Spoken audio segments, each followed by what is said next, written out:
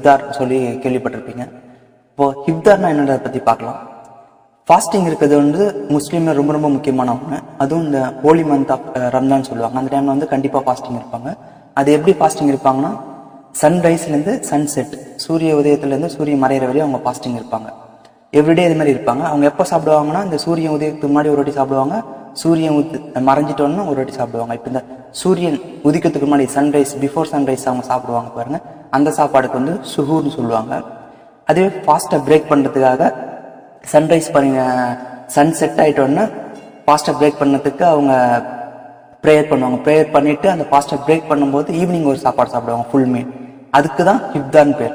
இப்போ ட்ரெடிஷ்னலாக அவங்க என்ன பண்ணுவாங்கன்னா, இந்த ஃபாஸ்டிங் முடிக்கிறதுக்கு முன்னாடி, அந்த ப்ரேயருக்கு முன்னாடி டேட்ஸோ என்ன கொஞ்சம் ஜூஸ் குடிச்சிட்டு போய் ப்ரேயர் பண்ணிவிட்டு அதுக்கப்புறமா வந்து ஃப்ரெண்ட்ஸ் கூடயோ இல்லை வீட்லேயோ உட்காந்து ஃபுல் மீல் சாப்பிடுவாங்க.